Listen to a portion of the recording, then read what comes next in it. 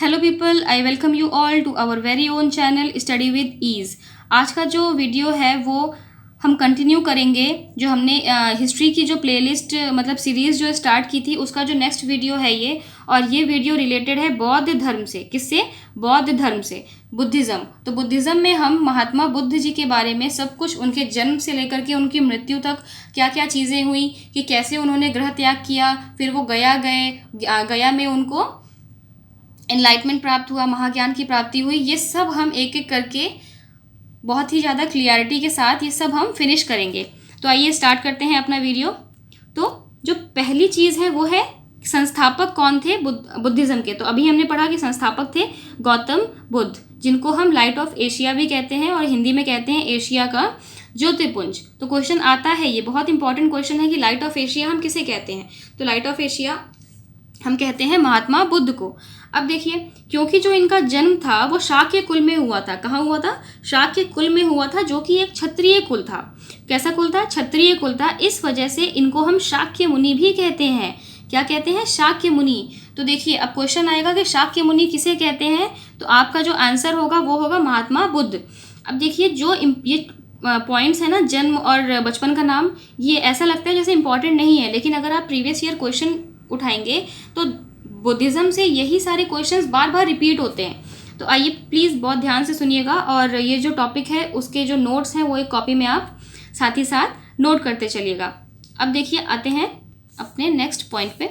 Okay, तो अब देखिए, महात्मा बुद्ध का जन्म कब हुआ था? 563 BC में इनका जन्म हुआ था, लुम्बिनी कपिलवस्तु नेपाल में। ठीक है, कहाँ हुआ था? लुम्बिनी कपिलवस्तु नेपाल में। अब इनका चाइल्डहुड नेम था, वो था सिद्धार्थ।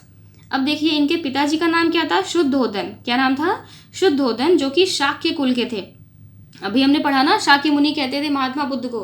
तो इसी वजह से जो इनका कुल था, इनके पिताजी के का कुल ही था, तो शाक्य कुल इनके पिताजी का कुल था। अब देखिए, जो मतलब मदर थी इनकी, नाम था महामाया, जो कि कौलीय वंश की थी।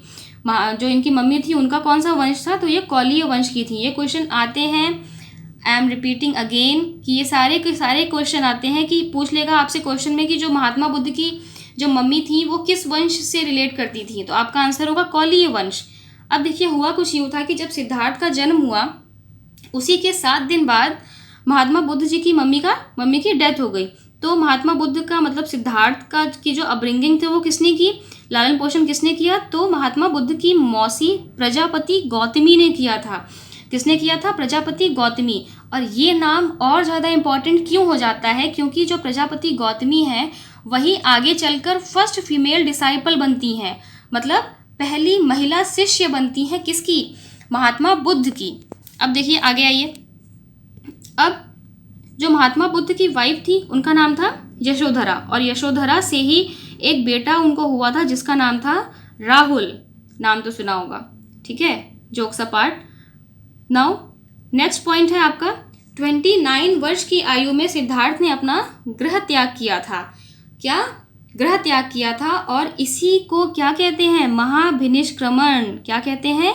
महाभिनिष्क्रमण।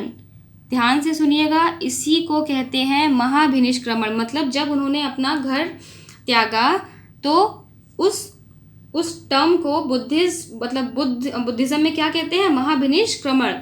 अब जब उन्होंने गृह त्यागा तो वो सन्यासी रूप उन्होंने धारण किया।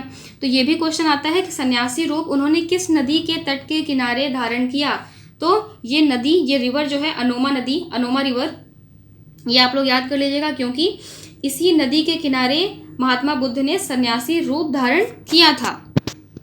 अब वो जब सन्यासी हो गए तो जो एनलाइटमेंट के लिए वो कहाँ गए? तो ऐसे ही भाई वो घूम फिर रहे थे एनलाइटमेंट के लिए, और सबसे पहले वो कहाँ गए? वो गए राजगृही। कहाँ गए? राजगृही ग्रीवज, मतलब कि जो मगध की राजधानी थी। और वहाँ पे उनकी मुलाकात किससे हुई? वहाँ उनकी मुलाकात हुई थी अलर कलाम से। किससे हुई थी? अलर कलाम।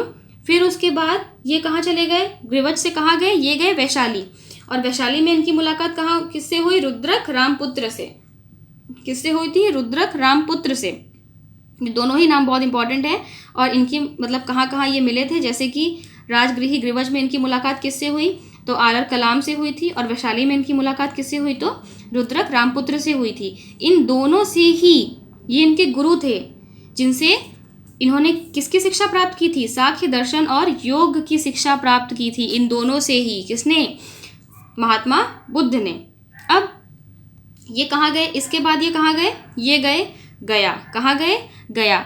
ऐसा कहते हैं कि जब ये गया गए तो इनकी मुलाकात हुई 5 ब्राह्मणों से। इन्होंने 5 ब्राह्मणों के साथ मिल करके ही ध्यान लगाया, लेकिन हुआ ये कि जो 5 साल, मतलब कुछ 1 साल या 5 साल के बाद जो वो 5 ब्राह्मण थे वो इनको अकेला छोड़ करके आगे चले गए। लेकिन इन्होंने वहीं गया में 35 वर्ष की आयु में महाज्ञान की प्राप्ति की, मतलब अटेनमेंट ऑफ एनलाइटमेंट हुआ। किसको? महात्मा बुद्ध को। किस नदी के किनारे? निरंजना रिवर के किनारे। किस पेड़ के नीचे? पीपल ट्री को हम बोधि ट्री भी कहते हैं, क्योंकि महात्मा बुद्ध ने इसी पेड़ के नीचे उनको महाज्ञान की प्राप्ति हुई थी। और देखिए अब एक और इम्पॉर्टेंट टर्म, निर्वाण। इसी महाज्ञान प्राप्ति को बुद्धिज्म में क्या कहते हैं? निर्वाण कहते हैं। क्या कहते हैं? निर्वाण कहते हैं। अब देखिए इससे रिलेटेड 3 इम्पॉर्टेंट क्वेश्चन बन गए। कितनी वर्ष की आयु में उनको महाज्ञान की प्राप्ति हुई? तो 35 वर्ष की आयु में सिद्धार्थ को महाज्ञान की प्राप्ति हुई। इस महाज्ञान की प्राप्ति को बुद्धिज्म में क्या टर्म दिया गया है? तो इसको कहा गया है निर्वाण। और ये महाज्ञान की प्राप्ति कहाँ हुई? तो eight the bank of Niranjana river. और किस पेड़ के नीचे? तो पीपल ट्री, जिसे हम बोधि ट्री भी कहते हैं। क्लियर? ओके। अब देखिए, अब जब इनको इनलाइटमेंट प्राप्त हुआ तो इनको क्या कहा गया? बुद्ध या फिर तथागत। अब देखिए इन्होंने पहला प्रवचन, जब इनको महाज्ञान की प्राप्ति हुई, महाज्ञान प्राप्ति के बाद इन्होंने जो अपना पहला प्रवचन मतलब डिस्कोर्स दिया, कहाँ दिया? वाराणसी के सारनाथ में दिया, जिसको हम बुद्धिज्म में कहते हैं धर्म चक्र प्रवर्तन। क्या कहते हैं? धर्म चक्र प्रवर्तन। इंग्लिश में देखिए ये लिखा हुआ है धर्म चक्र प्रवर्तन। 3 टर्मिनोलॉजी हो गई है, तीनों की तीनों बहुत ही ज़्यादा इम्पॉर्टेंट है। पहला जब उन्होंने गृह त्याग किया, दूसरा जब उनको महाज्ञान की प्राप्ति हुई, और तीसरा जब उन्होंने अपना पहला प्रवचन दिया। ठीक है, तो तीनों की तीनों याद रखिएगा आप। अब देखिए, अब जब उन्होंने पहला उपदेश दिया तो वहाँ गया में एक लड़की रहती थी, जिसका नाम क्या था? उसका नाम था सुजाता। क्या नाम था? तो सुजाता नाम की एक लड़की रहती थी जो खीर लेके आई थी, और वही खीर खा करके महात्मा बुद्ध ने अपना अनशन तोड़ा था। अब देखो, पहला उपदेश उन्होंने कहाँ दिया? मृकदाब वन में दिया। और किसको दिया था? वही जो 5 ब्राह्मण थे ना, जो उनको छोड़ के चले गए थे, उन्हीं 5 ब्राह्मणों को उन्होंने मृगदाब वन में पहला उपदेश दिया, और 4 आर्य सत्यों का उल्लेख किया है, जो कि है दुख समुदाय, तृष्णा, तीसरा है दुख निरोध, चौथा है चौथा है आपका दुख निरोध गामिनी प्रतिपदा। चौथा क्या है? दुख निरोध गामिनी प्रतिपदा। अब त्रिरत्न दिए गए थे बुद्ध के द्वारा। अब ये त्रिरत्न क्या है? बुद्ध, धम्म और संघ। ठीक है, अब देखिए, minimum age required to join Buddhism union was 15 years. कम से कम आयु जो कि आपको बुद्ध संघ ज्वाइन करने के लिए होनी चाहिए, वो कितनी होनी चाहिए? 15 साल। ठीक है, और इसी यूनियन में जो एडमिशन लेने की प्रोसेस को हम क्या कहते हैं? उपसंपदा। क्या कहते हैं? उपसंपदा। ये भी टर्म बहुत इंपॉर्टेंट है। अब देखो, प्रथम शिष्य मतलब फर्स्ट डिसाइपल कौन था? तपस्सु एंड भल्लुक। ठीक है, तपस्सु एंड भल्लुक।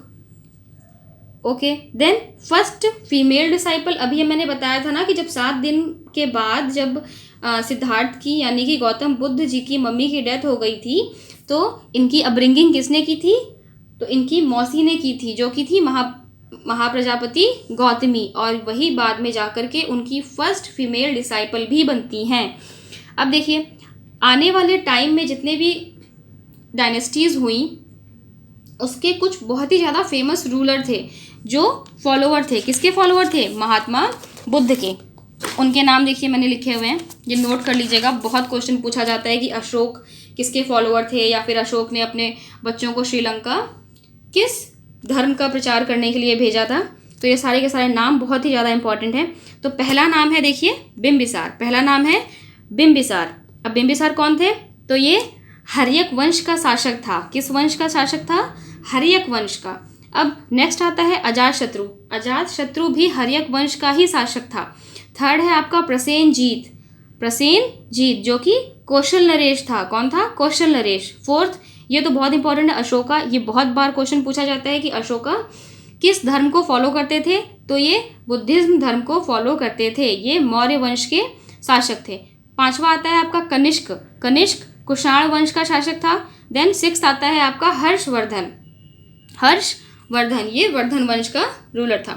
देन आता है आपका ये पॉइंट, ये भी बहुत इंपॉर्टेंट है कि जो कोरम होता है बौद्ध यूनियन का, मतलब बौद्ध संघ की गणपूर्ति कहते हैं, सॉरी, हाँ, गणपूर्ति मतलब जो कोरम है। अब कोरम एग्जैक्टली है क्या? तो minimum number of members required to start the session.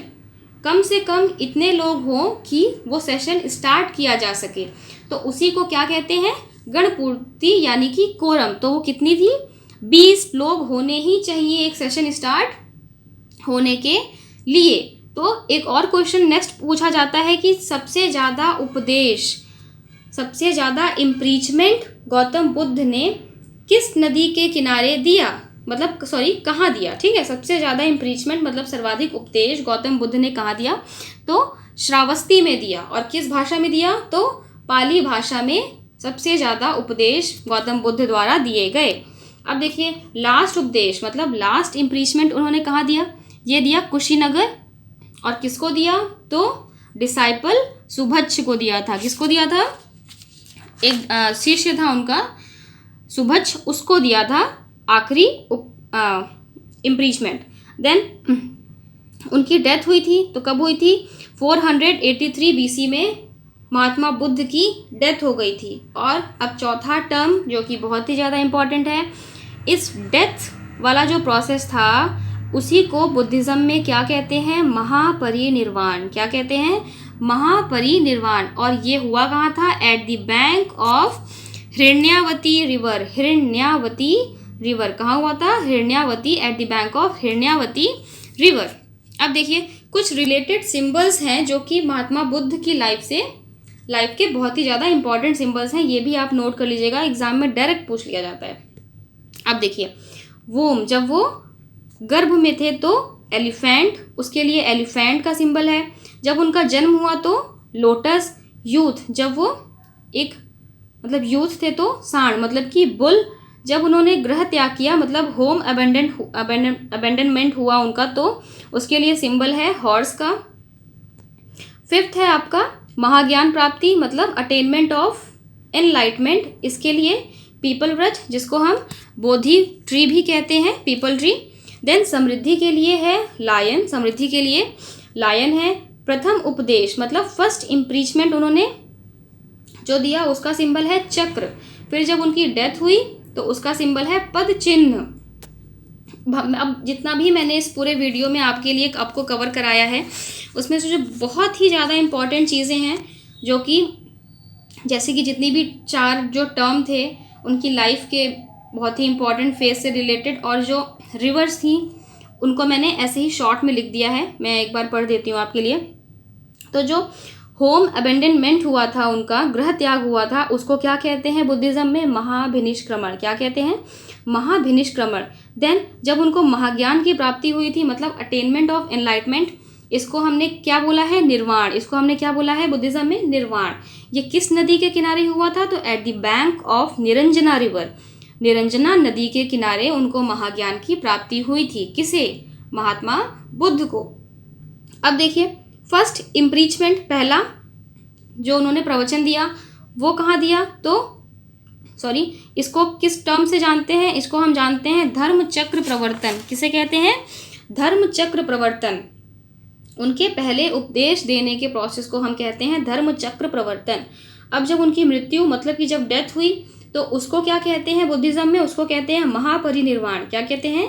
महापरिनिर्वाण। और ये किस नदी के किनारे हुआ? At the bank of Hiranyavati river, Hiranyavati नदी के किनारे। अब देखो बताया था ना ये सन्यासी बन गए थे वो, तो सन्यासी किस नदी के किनारे बने थे? ये अनोमा नदी पर उन्होंने सन्यासी रूप धारण किया था। तो आज के वीडियो में बस बुद्धिज़्म से रिलेटेड इतना ही है। बाकी जो बुद्धिज़्म काउंसिल्स हैं जितनी भी 4 जो हैं बुद्धिज़्म काउंसिल्स, जिसे बौद्ध महासंगतियाँ कहते हैं, जो कि क्यों कंडक्ट कराई गई थी? तो बुद्धिज़्म जो था हमारा धर्म, उसको और ज़्यादा अच्छा करने के लिए, मतलब उसमें और सुधार लाने के लिए ये काउंसिल्स कराई गई थी। उस चारों काउंसिल्स के बारे में हम नेक्स्ट वीडियो में पढ़ेंगे और हम जानेंगे हीनयान और महायान के बीच में जो भी डिफरेंसेस होते हैं उनके बारे में भी हम आने वाले नेक्स्ट वीडियो में ही डिस्कस करेंगे। So thank you, that's all for today. Thank you for watching. God bless you all.